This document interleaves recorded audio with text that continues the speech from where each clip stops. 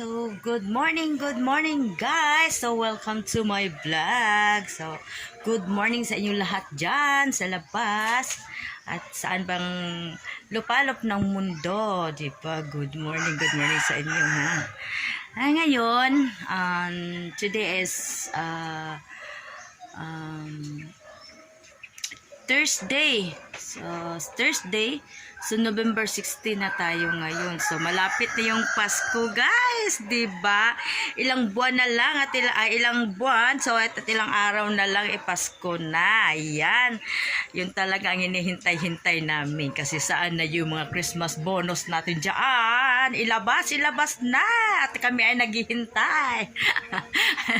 Okay, guys. Kahapon, guys, aga kami doon sa aming trabaho kasi may meeting kami. So, general meeting. So, bago nag-meeting, so, nag-general cleaning kami kahapon. Ayun na, na-upload ko na kahagabi yung ano namin, yung kaganapan sa spa kahapon. So, nag-meeting kami kahapon sa mga rules and regulation namin sa spa, and then the most important, ang aming Christmas party. Ayan, so may Christmas party na, yung pinakahintay-hintay na naming lahat.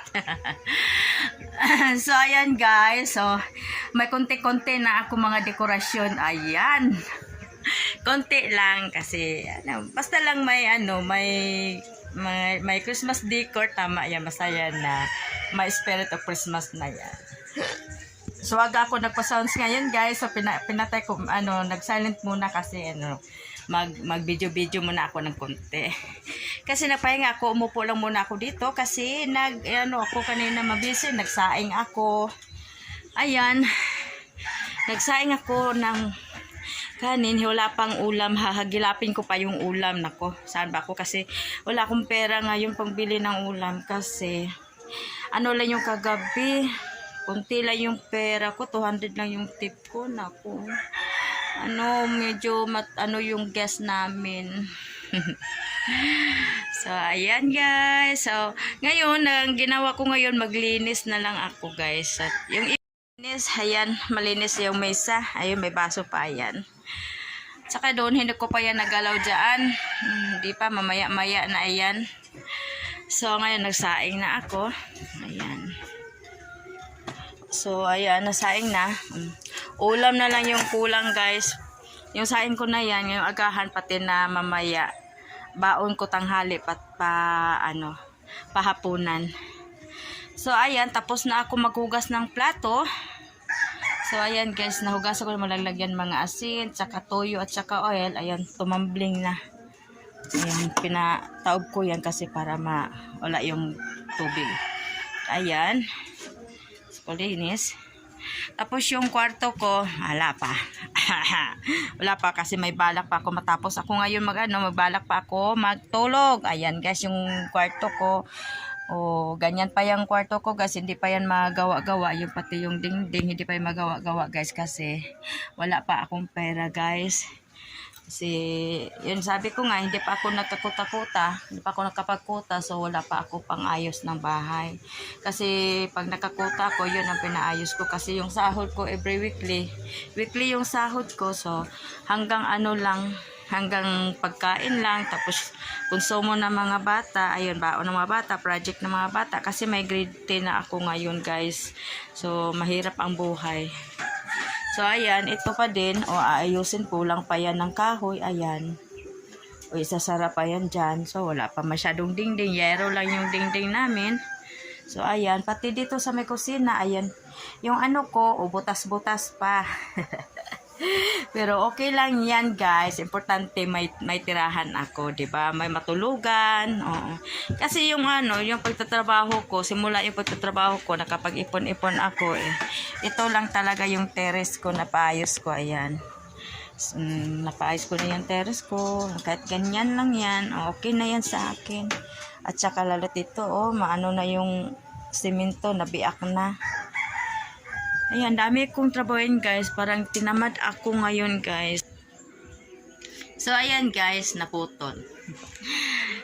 Magpasalamat ako kay Roselyn kasi noong anong araw ba yun, hindi ko na matandaan kasi dami kong problema. Hindi ko na tinatandaan kung ano yung mga may blessing kasi ako. May nagbigay ng blessing sa akin. So, thank you.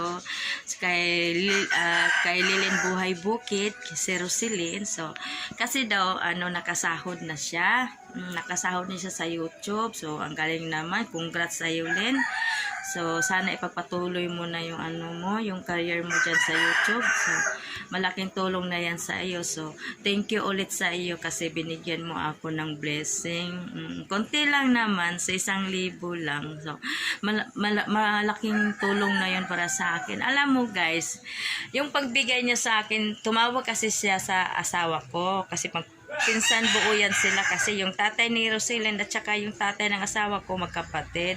So, ayari tumawag kasi may sadya ata. So, sa kanila lang yun. Pagkatapos, sabi niya, magpadala siya sa akin, maglagay siya sa Gcash ko. So, ngayon, sabi ko naman, ay, oo, sige, mas maayo, mas mabuti. Akala ko naman, lang yun. Sabi-sabi lang, baba, kasi mahilig yan magbiro. Akala ko biro-biroan lang. So, ngayon, sabi niya, send mo number ko. Sabi ko, number mo sa Gcash, sabi ko, yung tinatawagan mo number, yun yung Gcash ko. Sabi ko ng ganun. Tapos ngayon, sige na, babay na kasi papasok na ako. O nagayak na kasi ako ngayon, nagayak kasi ako para pumasok. So, anong nangyari? Hindi ko lubos inakala na bibigyan talaga niya ako. Hindi naman niya sinabi na nakasahod siya sa YouTube. So, nakita ko lang doon sa vlog niya. Kasi daily kasi ako nanonood ng vlog niya.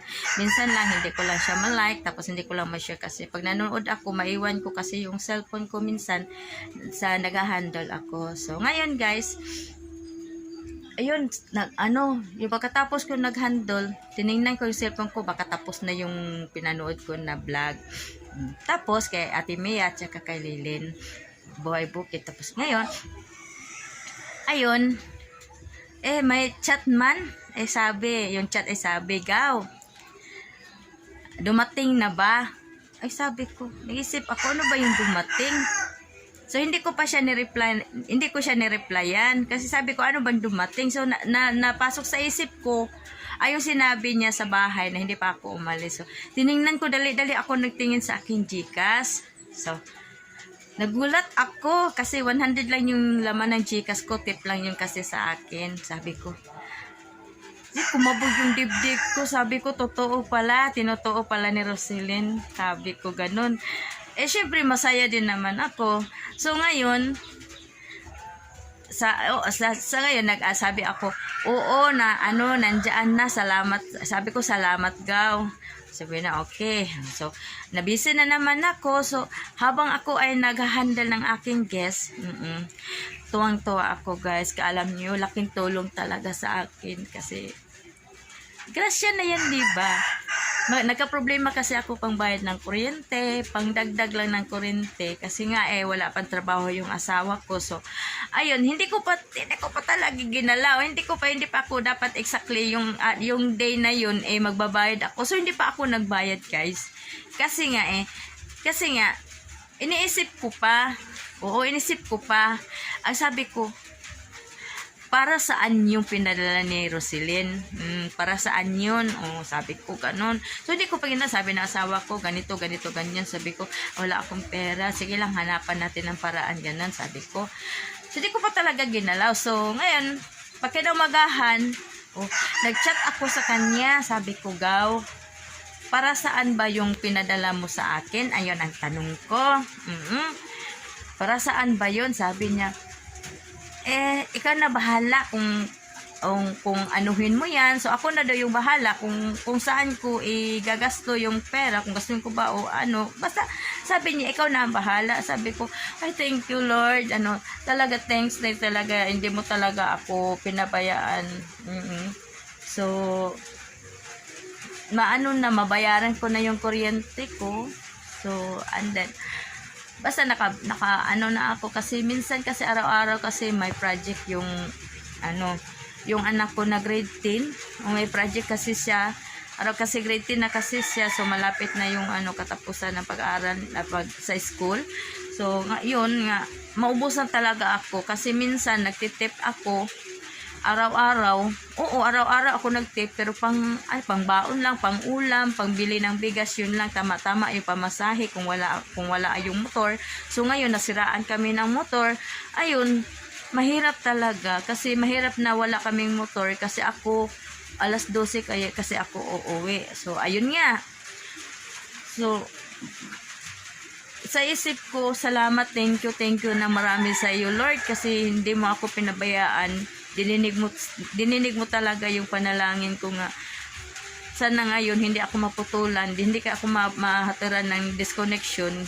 Kasi may na, kulang-kulang pa nga yung pangbayad ng kuryente ko. Kasi guys, kasi yan, 2 buwan. Ganito kasi ako magbabayad ng kuryente.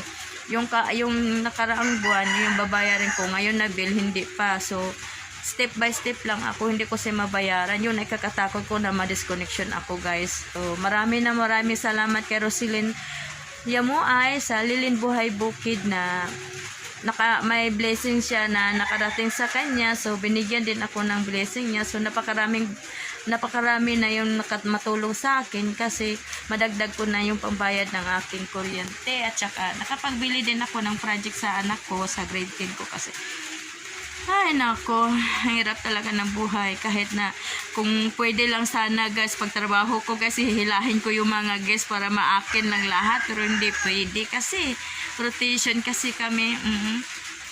Marami kasi kami doon, 18 kami. So ayun, ma-rotation kami lahat niyan. Oh, 'di ba? Hanggang pasok ako ng last day kasi kahit na maaga ako pumasok, ayun. Ko talaga ba, maisip ko talaga. Mahirap magtrabaho, guys. Napagod na ako. Kaso lang hindi pa pwede. Walang trabaho yung asawa ko. Ay yung mga anak ko na nag-aaral. So, ayaw ko naman guys makatulad sa akin noon guys na pag walang absent, pag walang okay lang yung baon kasi noon magbaon ako ng kanin, pasok ako, okay lang yung mga project talaga. Oo. So yun talaga na pinapangarap ko sa sarili ko na kahit mahirap ako, pipilitin ko talaga na magbalat buto para sa mga anak ko. Yun lang naman talaga yung pangarap ko guys, kunti lang. Hindi naman para sa akin yung aking pagtatrabaho, kundi para sa kanila. Then ayun nga. So, ayun, mabalikan natin doon kay Roselyn. So, niyaya niya ako ngayong piyesta sa kanila, December 3, so pupunta ako doon. So, ay tinanong ko nga anong petsa yung nila yung piestahan kasi wala na kasi akong time sa sarili ko. Puro na lang ako trabaho. So, okay lang naman kasi manghinayang kasi ako sa trabaho ko, halimbawa nag-absent ako, manghinayang ako sa araw-araw yung tip na magagamit ko araw-araw, tapos yung sahod ko, so kulang yun nga, minsan alam mo guys, yung minsan nga nagkasakit ako, pinipilit ko sarili ko na babangon para magtrabaho para sa kanila mga anak ko. Ayun lang. So, pagbili ng gamot ko, minsan may maintenance ako guys, pero minsan lang ako umiinom. Minsan. Yung hindi talawagan mawala yung minsan.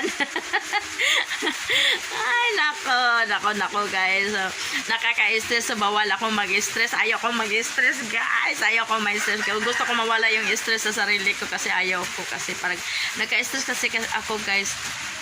May history na kasi ako nga pag may problema ako, naka-mental block kasi ako. Yung problema na yung sobrang problema, yun na may mental block kasi ako guys. Mawala ako sa sarili ko basta sobra ko. Kaya nga ayaw ko magka-stress guys. Ayaw ko. Iniiwasan ko talaga mag-isip na problema, pero guys, nako. Hindi talaga maiwasan guys. Minsan mapaiyak na talaga ako. Minsan pag may guest ako, naghihilot na ako guys. Syempre, ikaw lang yun sa loob at saka yung guest mo, bigla mo maalala yung pangangailangan mo guys. Tulo talaga luha ko. sabi din na, pag narinig ako ng guest, kasi ingos ako, ganun ako, ganun. Sabi ng guest, ma'am, sinipon ka? Sabi ko naman, oo ma'am, kasi may allergy kasi ako ma'am, may sinus kasi ako ma'am, sabi ko, oo may sinus talaga ako, minsan nag-ano yung sinus ko, sabi ko, may sinus kasi ako ma'am, kasi kanina may guest kasi nag-spray ng perfume, so biglang nasagap ng ilong ko, ayun, tutulo bigla yung ano ko, yung sipon ko, ay ganun ba, so nag-uwinom ka ng cetirizine, sabi, wala nga akong cetirizine ma'am, sabi ko ganun. So, hindi niya alam guys na tumulo na yung luha ko. Yun na ang buhay namin, nasa therapist. Pag may kailangan ka, nagpe-pray talaga ako guys. Sana, sabi ko, Lord, sana yung guest ko ngayon, mabigyan ako ng malaking sahod. Para naman din sa, malaking tip para din naman sa, sa pangangailangan. So, diba? So, ganyan talaga, humihingi ako doon sa Panginoon na ganyan. So, bigyan ako ng healthy body, mga, sana walang, walang sakit, araw-araw, kahit na mahirap yung trabaho. So, ganyan lang. Kami lahat naman sa trabaho namin, ganyan kami lahat. Yun ang hinahangad namin na sana bigyan kami ng health body, at saka yung mga, sana walang, na dinaramdam ba na trabaho lang, na trabaho, okay lang. Kasi guys, mahirap yung trabaho namin. Hanggang gabi kami nagtatrabaho. Lalot na guys, yung dut-dutan yung mga guests, daming guests. So, makalabas ka guys, paglabas mo, pasok ka naman ulit. So, mas gustuhin namin ng ganyan dahil sa aming pangangailangan. Kasi lahat kami ng mga kasamahan ko doon sa trabahoan, lahat sila may mga anak kami lahat. Yun ang hinahangad namin. Sana, sabi namin, sana Lord, yung guest namin mabait. Yun lang, mabait. Tapos, makaintindi sa sitwasyon namin guys, 'di ba? Yun. So ngayon guys, dito na ako sa ating kwento at ako magpatuloy na ngayon. Umuulan na guys. Umuulan sa amin. Ako. So maglalaba pa naman ako.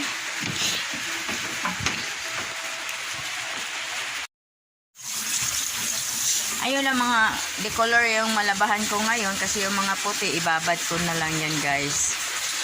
So ipagbabad ko lang mga puti para bukas. Ayan yung mga puti ko. Ayan, dala ko kagabi. Uniform ko na puti. So ganyan, kukunin ko pa yan guys. Ayan.